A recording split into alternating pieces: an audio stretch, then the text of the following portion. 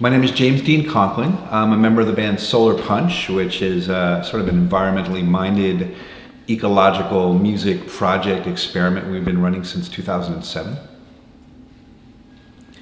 Hi, my name's Bigelow. I am a physicist and a musician. I co-founded Solar Punch with James Dean Conklin. And as a physicist, I am a particle-accelerator and laser physicist. I've also had quite a bit of experience teaching musical acoustics, which seems to work well for this group here.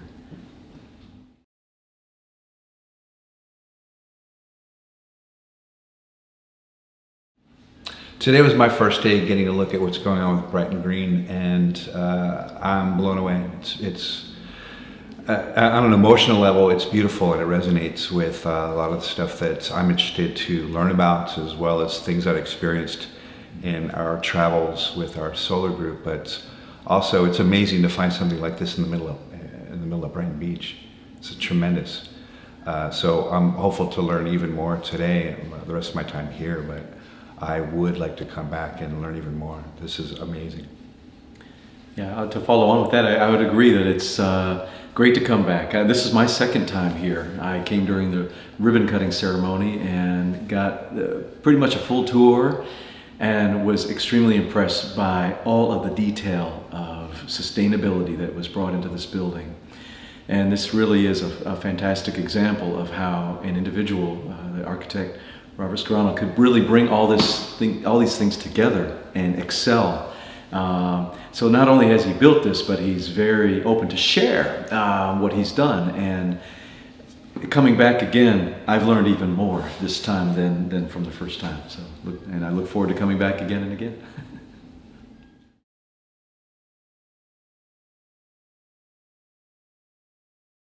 Well, I'll tell you, with our band Solar Punch, we've been exposed to and had a number of sort of educational experiences working with other groups. In particular in India, we've had a number of tours where we bring music and ecological and sustainability ideas to education and environmental groups there.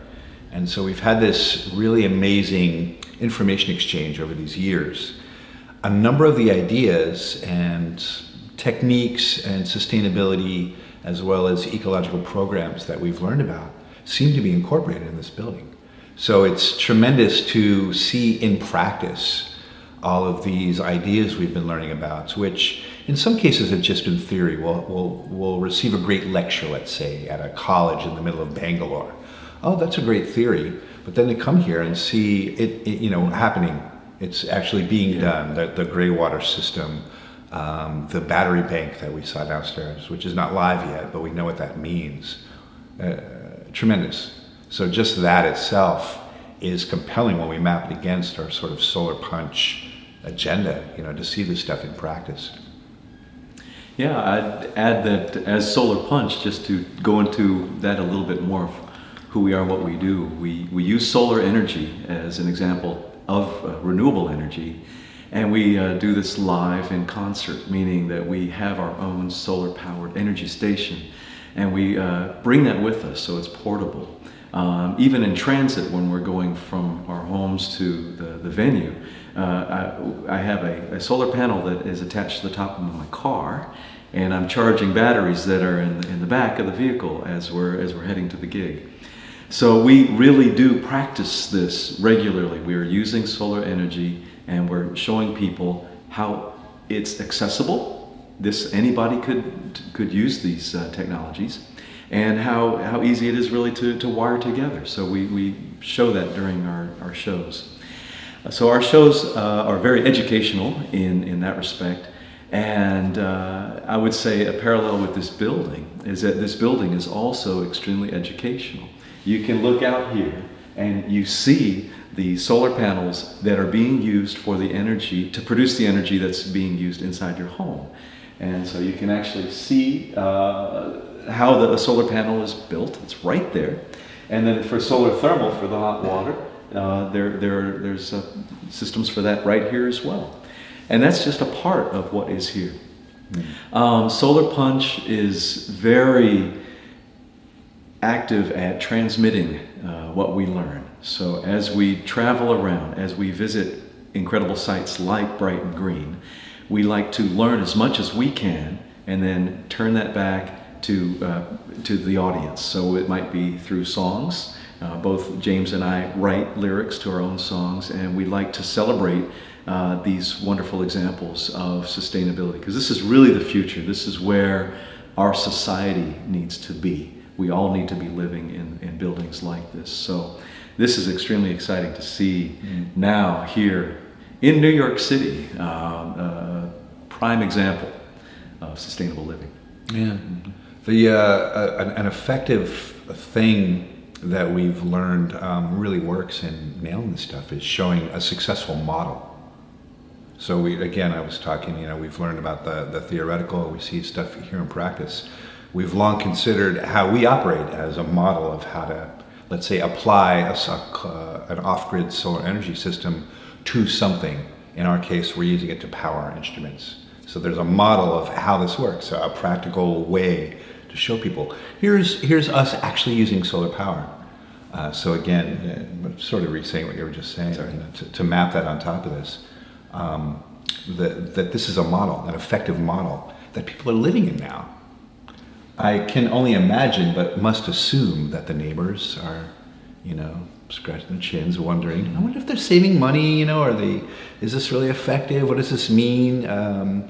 Maybe there are some environmental folks that have dollars in their pockets that want to make this kind of commitment. So the more we see things pop up like this, the better it is overall for green in general. But I must say, as an aside, that the way you just pronounced Brighton Green, I now get the joke of the name. We're in Brighton. Thank you very much. I was like, oh, Brighton Green, that's cute. Isn't that like every other eco label? We're in Brighton Beach, okay. Oh, I find fascinating about this building. I wanted to say project because in a way, I'm a physicist, I'm a research scientist, and so a lot of what I do is experimental, where you try things and you learn from trying, and what you learn, then you adapt that to your next model you might learn. And so it's a stepwise process. And I love the fact that this building is bringing in somewhat random variables in terms of the tenants.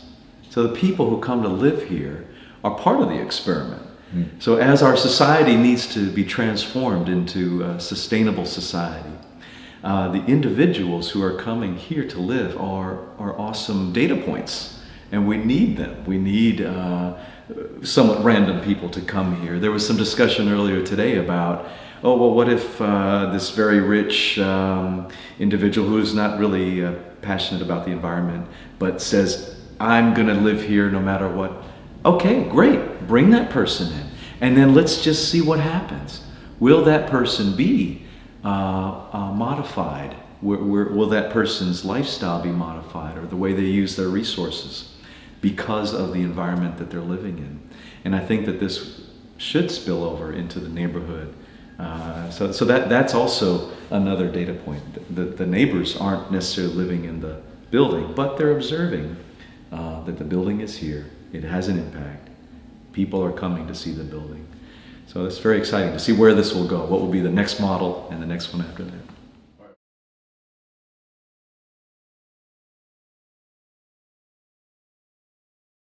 Yes, I hope so, and I do see this as a standard, and I think that hearing that there's even more planned for this particular building and also for the next site.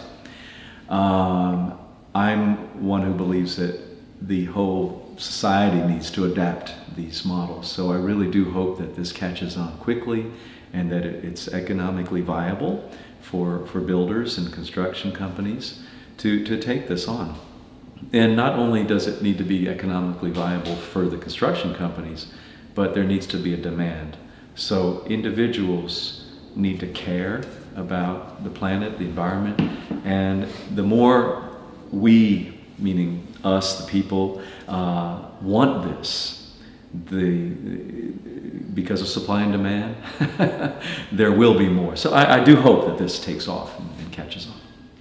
Yeah, and I would even, pessimistically say that the economic temperature, let's say, of America, and we could talk about other countries. We've had a lot of experiences looking around the world at how other folks regard these things, but the economic temperature of America almost implies that you have to find a way to describe the other side of the value of this. So ecologically or environmentally minded people will be drawn to this, whether they have deep pockets or not. And the analogy of the billionaire who might want this as a trophy apartment, that's interesting.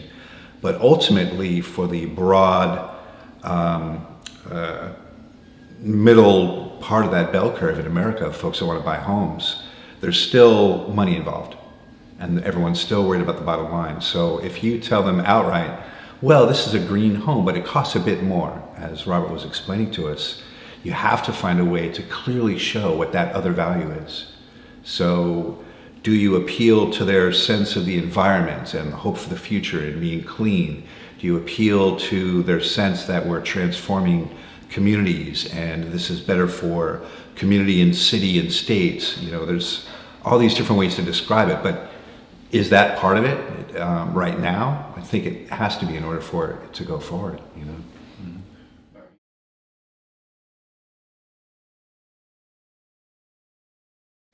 Oh yeah. We probably almost have the means to do it now, but even if I didn't and we were looking for a place, we're very comfortable where we're at. We're, you know, it's green enough for us. But if we were making a move, yeah, this would be that place that we would look for. Yeah, I agree, I would love to live in a building like this. It seems like a dream house, actually. You know, to have a balcony that is covered with solar panels that you can see what the backside looks like, and you're that attached to it at this point. I would love to live in a home like this, so.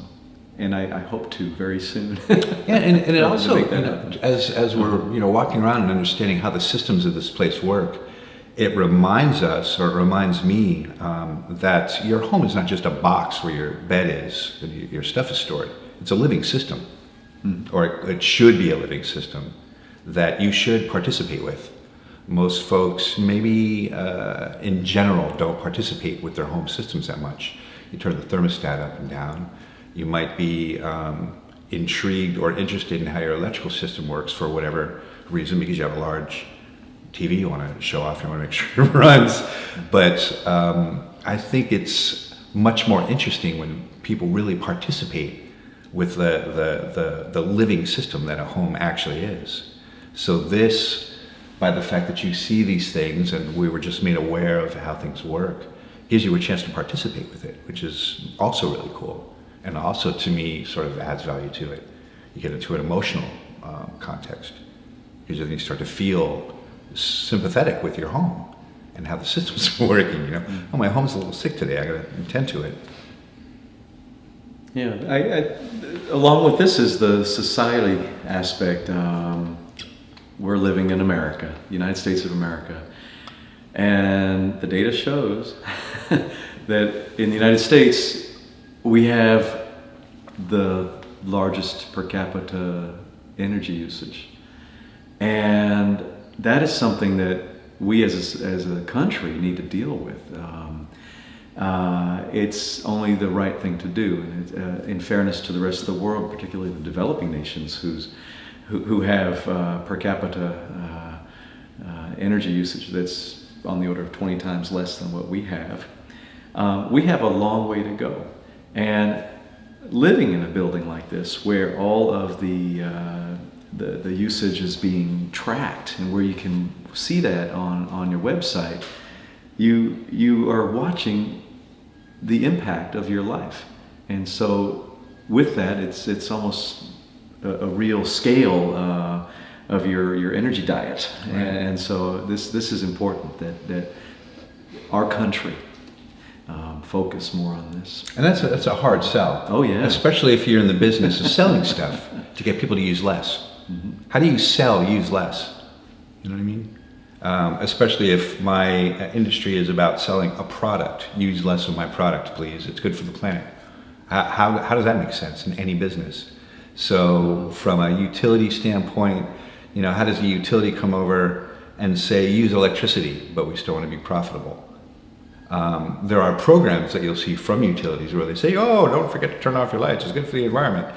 That might be a lot of marketing. They probably don't want you to do that. When there's a grid demand, there's profit. Shareholders get happy, etc.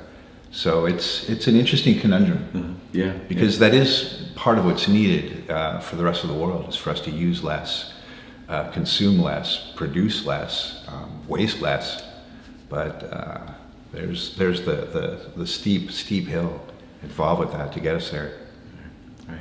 There are systems that can help with that, which is government, and through subsidies and incentives, there can be backing and support for more of this type of living.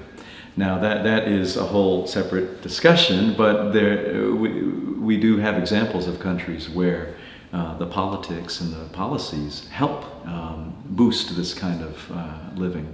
So we've heard in some of the cities in India, for instance, that every new building needs to have its own solar thermal water system included in the building design. So there are mechanisms which can help the economics, which is to have an offset from the government side. I want to live here. You have great water and great air. Yeah, that's true. Which becomes sales points, right? So that adds to the value. Yeah. A way to just say that up front. The air literally is better here. Oh, wow. Yeah. Then all of a sudden you have a market for folks that have recurring asthma issues or other health things that could benefit from that kind of stuff. Yeah, if you actually measure the air quality here, compare it to the hospitals, and say that this air is better, well, then I think a lot of people would want to buy into that. And sure. if it's only slightly more on your rent, I think that would be worthwhile. I suffer from seasonal allergies, so I would find a place like this to be advantageous, just to be able to breathe. And allergies are affecting more and more people these days because of our air quality in general in the environment. So that definitely is a selling point, I'd say. So yes, good question. Thank you.